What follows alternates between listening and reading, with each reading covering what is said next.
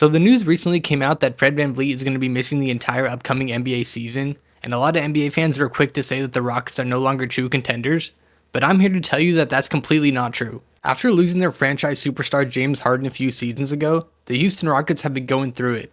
Having a season where they only won 20 games, moving up to 22 wins the next season, and then 41 2 seasons ago, and then shocking the NBA world last season by winning 52 games and claiming the second seed in the extremely loaded Western Conference. The main reason that they were able to rebuild so quickly is that they honestly drafted extremely well, drafting players like Jalen Green, Alperen Sengun, Jabari Smith, Tari Eason, Amen Thompson, Cam Whitmore, and Reed Sheppard. They also brought in a new head coach in Ime Udoka, who completely changed the entire identity of the team, turning them from what looked like an AAU team most nights into a defensive-minded monster that absolutely hounds teams on defense and pushes the pace in transition. And despite losing in the first round of the NBA playoffs last season, falling short in Game 7 to the Golden State Warriors, if you were a Houston Rockets fan, the future looked extremely bright. If you made it to this point in the video, I'd really appreciate if you subscribe to the channel. I'm on the road to 500 subscribers, and I'm really trying to grow this channel and form a community of people that love basketball. Thanks. The Rockets made the biggest move of the NBA offseason, bringing in Kevin Durant, future Hall of Famer, and one of the best scorers of all time. They did have to trade away Jalen Green and Dillon Brooks, two staples in the rotation, in order to get this deal done. But if you can get Kevin Durant, you gotta go get Kevin Durant on your team. There's no ifs, ands, or buts, especially not for Jalen Green, respectfully. They also brought in one of the most solid 3-and-D players in the entire NBA, bringing in Dorian Finney-Smith. And then the team made a few other really solid moves that I thought rounded out the offseason extremely nicely in my opinion. They brought back Clint Capella, and although I'm not too sure how I feel about his fit on the team, he is a solid backup center. They gave Steven Adams an extension, which I think is massive considering the role that he played last season. They then extended Jabari Smith Jr., which is a really underrated signing in my opinion. And they also re-signed Fred Van Vleet, who, as I mentioned earlier in the video, is not going to be playing this season due to a torn ACL. But after winning 52 games last season, it seemed like the Rockets had only gotten better. Their opening night starting lineup was supposed to be Fred Van Vleet, Amen Thompson, Kevin Durant, Jabari Smith Jr., and Alperen Sengun. On paper, that's one of the best starting lineups in the entire league. Unfortunately, we're not ever going to get to see that lineup until at least next season, but in the meantime, Reed Sheppard is shaping up to be the starting point guard for the Houston Rockets. And personally, I think that this could be a blessing in disguise for the Rockets. And no, I'm not a Fred Van Vleet hater. I'm actually a big fan of his game as an undersized guard. He's able to hold his own on the defensive end of the floor, he can shoot the ball well, and he's a great leader, and overall, he's just a winning player.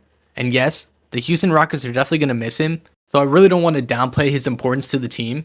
It's more so that I'm just a really big fan of Reed Sheppard's game, and I think that he provides the Houston Rockets with a new look that could potentially make them even better. After being drafted 3rd overall last season, Reed Sheppard went on to have a very underwhelming rookie season, with some people even calling him a bust, which is just absolutely ridiculous. In his rookie season, Reed appeared in 52 games for the Rockets, playing 12.5 minutes a night and averaging 4.4 points, 1.4 assists, 1.5 rebounds, all while shooting 35% from the field and 33% from 3.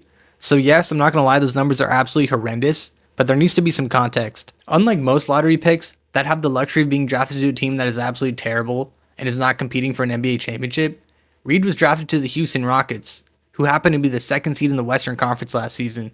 So yeah, he didn't have much leeway, and he didn't get a lot of opportunities to showcase what he truly had. Every time he was put on the floor, he was facing extreme pressure, and he had to perform at his best, or he was going to get benched.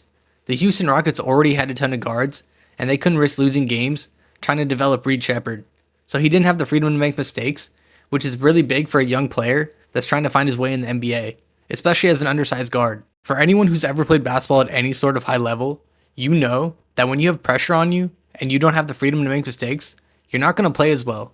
When you know that you have a little bit of leeway to just play your game and make mistakes, you're going to play way better, especially in the long run. I mean, do you know how good you have to be at basketball to be taken with the 3rd overall pick in the NBA draft, sitting at 6'2", 185 pounds, and you weren't even the primary scoring option on your college team? The Houston Rockets clearly saw something in Reed that made them want to invest their 3rd overall pick into him, and I'm extremely happy for him that he's finally going to get his opportunity. And speaking of opportunity, although Reed didn't get much run last season, when he did get extended minutes, he absolutely balled out. Last season, he played in 4 games where he played 25 or more minutes, and in those games, he averaged 19 points, 4 rebounds, and 4 assists, all while shooting 46% from the field and an absolutely insane 47% from 3 on 9 attempts a night. And that extremely hot 3-point shooting is exactly why he was a 3rd overall pick in the draft. In college, he shot 52% from 3, and when he gets hot, he can absolutely shoot the lights out. And I completely understand that it's a really small sample size, only being 4 games where he played that many minutes, but it just shows when he's given an opportunity and he doesn't have to worry about being benched every 2 seconds, he can absolutely ball out, and he's going to help the Rockets win a lot of games this season. For anyone out there who still doesn't believe that Reed Sheppard is a legit NBA player, just listen to this. Last season, he played 3 games in the NBA G League. You know what he averaged? 31 points, 7 assists, and 5 rebounds a night, all while shooting an absurd 40% from 3 on 12 attempts a game. That is absolutely insane. This dude can get buckets with the best of them, and he proved that he belongs in the NBA, and he's way better than the guys that are in the G League. One of the biggest fears and complaints about Reed Sheppard's game is simply that he can't defend at the NBA level because, as I said, he's 6'2 and 185, not the biggest guy in the world, especially by NBA standards, but I don't think that's going to be that big a problem. I mean, it's not like the Rockets weren't already running an undersized point guard with Fred Van Vleet, who's 6 feet tall and 197 pounds, so yeah, he's got a little bit more heft to him, he's just a bigger dude, but Fred Van Vleet is tiny. If he was walking down the street, you probably wouldn't recognize him. He's just not very tall. And let's not forget that Reed Sheppard is a freak athlete. At the NBA Combine last season, he led the entire event with the highest vertical jump, coming in at 42 inches. So this dude can jump out the gym and shoot the lights out. An absolutely lethal combo. Reed also has an insane motor. He's always playing at 100%, diving for loose balls, picking up full court. Being undersized, he always plays extremely hard. Think of someone like a TJ McConnell. Reed Sheppard is just as scrappy. Not to mention that he's also going to be surrounded by extremely tall and lengthy wing defenders that can help him pick up if he does get blown by, for example. He's got Kevin Durant, Amen Thompson, Dorian Finney-Smith, Tari Eason, Jabari Smith, among others, that can all pick up the slack if he does get beat on the perimeter, which I don't think he will as often as some people think. Reed also just fits better on this current iteration of the Houston Rockets roster too, in my opinion. He's way less ball dominant than Fred Van Vleet is. I'm not trying to sit here and act like Fred Van Vleet's a big ball hog or anything, but sometimes last season he just had the ball in his hands a little bit more than I think was personally necessary, especially when you had guys like Jalen Green and Alperen Sengun on the team that are objectively way better scorers.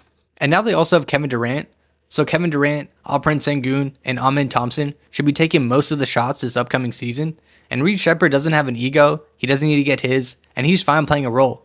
It's exactly what he did in college, and if Reed's spotting up most of the time, passing when he needs to, running in transition, playing as hard on defense as he can, he's going to fit great with this Rockets team, and Ime Udoka is going to love him. If Reed can shoot at or above the 40% three-point mark this upcoming season, he's going to provide a huge offensive boost to this Rockets team that really struggled at times to shoot the three ball well last season. While injuries do suck, sometimes it provides an opportunity to a player that otherwise wouldn't have gotten it. And sometimes, injuries lead to the start of legendary NBA careers. And I think that Reed Sheppard could be next in line. But that's just my take. What do you guys think? Is Reed Sheppard going to be a bust? Is he going to be a star? How good are the Rockets going to be this season? Let me know down below in the comments. And if you made it to the end of the video, I'd really appreciate if you dropped a like and subscribed. And I'll see you in the next one. Thanks.